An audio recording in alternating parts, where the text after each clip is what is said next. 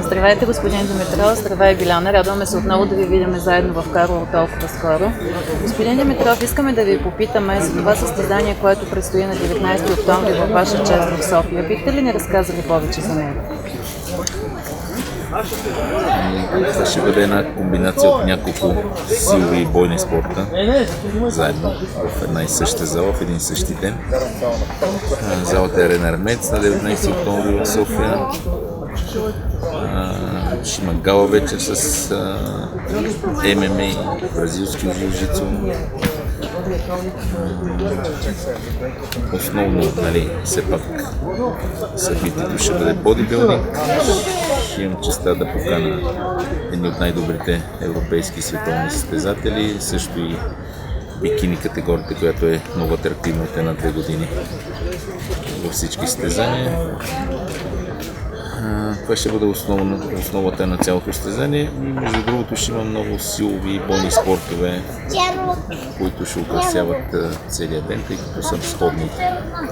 Все пак културизм е един силов спорт. Ще има вдигане на щанги, силов трибой, стронг. А бихте ли издали някои от гостите, които смятате да поканите, говорейки за световен и международен план? Вече поканили сме лица като госпожори, които са Декстър Джексън, може би сподели участие Кай Грин, най-атрактивният, който е като госпожор. Присъства като състезатели, не знаем кой точно ще се готви за този сезон, но това ще покани, ще раздадем на състезатели, които участват предната седмица на Арнолд Класик. И в зависимост от това, кой ми харесва на мен, кой е по-атрактивен, ще му връча лично покана, за да дойде да участва тук в състезанието. А самия вие ще участвате на споменатия от вас турнир Арнолд Класик в Испания. Бихте ли ни казали повече за вашето участие? Започнах подготовката си вече от почти месец и половина. Остават ми още близо 5 месеца до тогава. Надявам се да се успея да се подготвя добре, нещата върват добре за сега. Да се класирам добре, което ще бъде още едно спечелено състезание. Желая ви успех. Само да ви върна на предходния ми въпрос за турнира в София. Бихте ли ни издали колко ще е наградния фонд? Наградният фонд е утвърден в момента $50,000 за всички победители.